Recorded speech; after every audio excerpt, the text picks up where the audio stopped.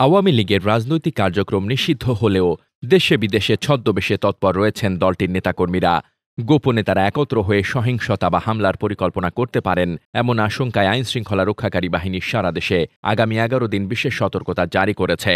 পুলিশের বিশেষ শাখা আশঙ্কা করছে ২৯ জুলাই থেকে ৮ আগস্ট পর্যন্ত সময়কে কেন্দ্র করে অনলাইন ও অফলাইনে সংঘবদ্ধ প্রচারণার মাধ্যমে দেশে নৈরাজ্য সৃষ্টির চেষ্টা করা হতে পারে। এ সময় দলটির কিছু নেতাকর্মী সরকারি বেসরকারি স্থাপনায় হামলা, বিশৃঙ্খলা কিংবা ভাঙচুর চালাতে পারে বলেও ধারণা করছে আইনশৃঙ্খলা রক্ষাকারী বাহিনী। এই প্রেক্ষাপটে সোমবার দেশের বিভিন্ন পুলিশের ইউনিটে একটি বিশেষ সতর্কবার্তা পাঠিয়েছে এসবি। এসবির রাজনৈতিক উইংয়ের অ্যাডিশনাল ডিআইজি সই করা এক চিঠিতে নির্দেশনা দেওয়া হয়। চিঠি পাঠানো হয়েছে ডিএমপি কমিশনার, সিটি এসবি, বিভাগীয় উপপুলিশ কমিশনার, চট্টগ্রাম ও খুলনার স্পেশাল পুলিশ সুপার সহ দেশের সব জেলা পুলিশ সুপারের কাছে।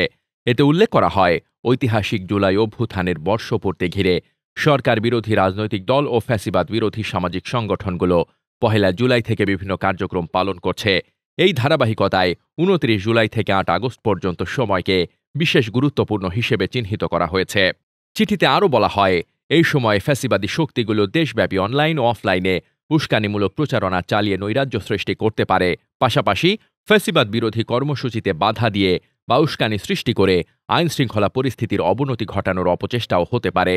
এমন পরিস্থিতিতে দেশের সব ইউনিটকে নিজ নিজ এলাকায় রাজনৈতিক পরিস্থিতি পর্যবেক্ষণ, সন্দেহভাজন ব্যক্তি ও যানবাহনের ওপর নজরদারি, সরকারি বেসরকারি স্থাপনায় নিরাপত্তা জোরদার এবং সাইবার গোয়েন্দা কার্যক্রম তীব্র করার নির্দেশ দেওয়া হয়েছে।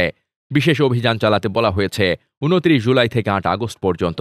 এ সময় ব্যক্তিগত মোটরসাইকেল, মাইক্রোবাস সহ সন্দেহভাজন সব যানবাহনে তল্লাশি, বাস টার্মিনাল, লঞ্চঘাট, রেল স্টেশন, বিমানবন্দরের আশপাশে নজরদারি এবং মোবাইল পেট্রোল বাড়াতে বলা হয়েছে। একই সঙ্গে গ্রেফতারি পরোয়ানা তামিল, সাইবার পেট্রোলিং এবং গোয়েন্দা নজরদারি জোরদারের নির্দেশও রয়েছে। Desk report, বার্তাবাজার।